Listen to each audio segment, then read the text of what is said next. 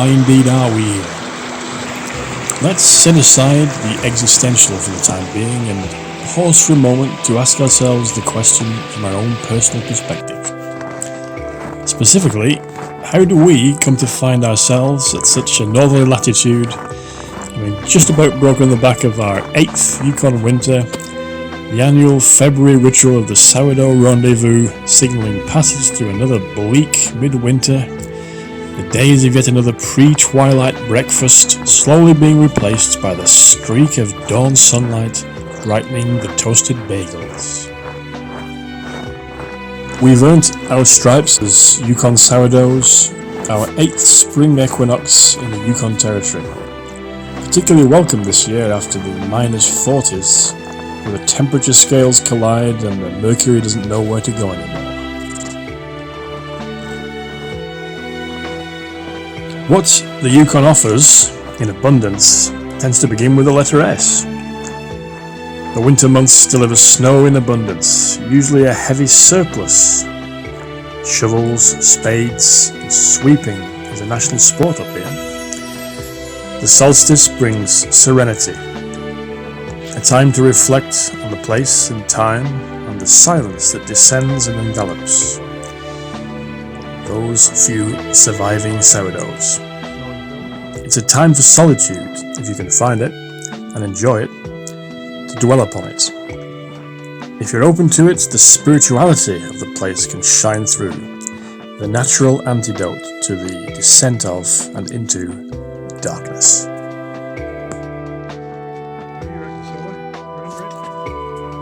You don't have to be a devotee of Sri Chinmoy, of the sense of oneness that can be found if you have the inclination or the patience or the curiosity to seek it out. You need not be an active practitioner of Shinto systems and belief to learn to understand the connectedness of systems, of the climate, of the animate and the inanimate.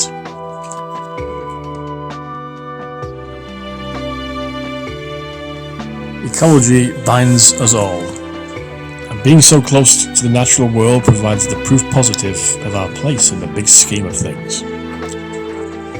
Religious associations are little more than an afterthought. My imaginary friend in the sky and your imaginary friend in the sky and the respective books of fairy tales, nothing more than imaginative backdrops to the scientific and sensory realities of change. It expresses itself so openly here at the northern margins of life's existence. It doesn't matter if you're a reinforcer or a denier, a protagonist or an antagonist, whether you believe in the validity of the spikes on the temperature graphs as blips of noise or as a significant, meaningful trend of climate change. You'll probably see it or hear of it up here first. You can learn to see things differently in the Yukon, on the margins of the Arctic, the subarctic. I first saw it over 35 years ago.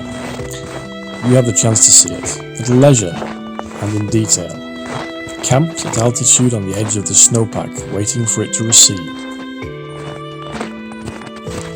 Everything comes to those who wait. It was one of life's adages that got put to the test that particular summer in 1984. As other parts of the world awaited Orwell's totalitarian Armageddon, I had the task of basking in the warm afterglow of the Yukon's alpine glow. The midnight sun never put in a full appearance, but any disappointment was more than tempered by the revelations of the wandering denizens of the north. 200-strong post-calving aggregations of woodland caribou, adults and their newborn calves scattered across the tundra, strategic responses to the slinking approach of the solitary bounding with less efficiency through the deep lingering snowbanks. Equally solitary, though no less predatory, the lone grizzly that pursued us along the scree slope sightline in search of an undefended protein source. We left our single bore shotgun back at base camp, something we would not do for the next 2 months as the summer mosquitoes persisted until the first threatening August snows sent the caribou downslope into the forested valley slopes. Here, you can learn to see what you were blind to before. The land teaches you respect and humility. It teaches you about circularity. To every action there is a reaction. You need not be a student of Newton to see evidence of call and response, action and consequence. No apples would fall on Newton's head out here on the treeless plains of the subarctic tundra. You don't need anybody's God or to break the surly bonds of earth to sense the spirituality the Yukon's pure mountain air can fill your lungs with and your soul. Just feel your soul.